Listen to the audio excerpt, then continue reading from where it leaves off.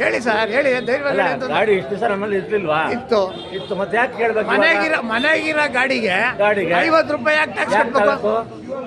ಯಾಕೆ ನಾವು RTO tax ಕಟ್ಟಿಲ್ವಾ? ಹೌದು.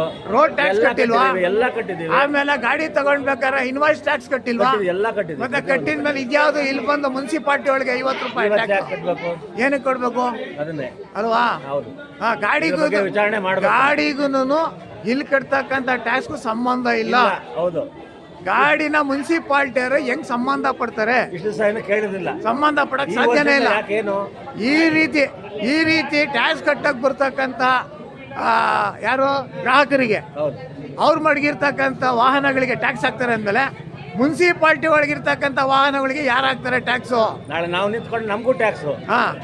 ಮುನ್ಸಿಪಾಲ್ಟಿ ಒಳಗಿರ್ತಕ್ಕಂಥ ಗಾಡಿಗಳಿಗೆ ಟ್ಯಾಕ್ಸ್ ಕಟ್ತಾ ಇದ್ದೀರಾ? ಇಲ್ಲ, ಕೆಟ್ಟಿಲ್ಲ. ಮತ್ತೆ ಮಾಡ್ತಾ ಇದ್ದೀರಾ? ನೀವು ಮಾಡ್ತಾ ಇಲ್ಲ. ಬಂದಿಲ್ಲ. ಚರಂಡಿಗಳೆಲ್ಲ ಗಬ್ ತೊಡಿತಾ ಇದ್ದೇವೆ. ಊರ್ ತುಂಬಾ ಸೊಳ್ಳೆ ತುಂಬ್ಕೊಂಡೇವೆ. ಅದಕ್ಕೆ ಸೊಳ್ಳೆ ಔಷಧಿನೂ ಇಲ್ಲ, ಚರಂಡಿನೂ ಕ್ಲೀನ್ ಇಲ್ಲ.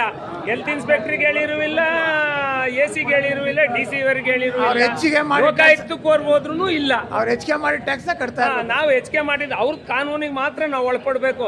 ಜನಗಳ ಬಗ್ಗೆ ಅವ್ರಿಗೆ ಯಾವುದೇ ಕಾಳಜಿ ಇಲ್ಲ. ಓನ್ಲಿ ದುಡ್ಡು ತಗೊಳೋದು, ಅವರು ಇದ್ ಮಾಡ್ಕೊಳೋದು. ಇದು ಯಾರ ಸೇವೆ ಅಂತ ಗೊತ್ತಾಗ್ತಾ ಇಲ್ಲ. ಯಾವ ಜನಸೇವೆ? ಇದು ಯಾವ ಜನಸೇವೆ ಅಲ್ಲ, ಇದು ಜನನ ಸೇವೆ ಅಷ್ಟೇ. ಜನಸೇವೆ ಅಂತ ಸುಳ್ಳು ಹೇಳ್ಕೊಂಡು ರಾಜಕೀಯ ಮಾಡ್ತಾ ಇದ್ರಿ.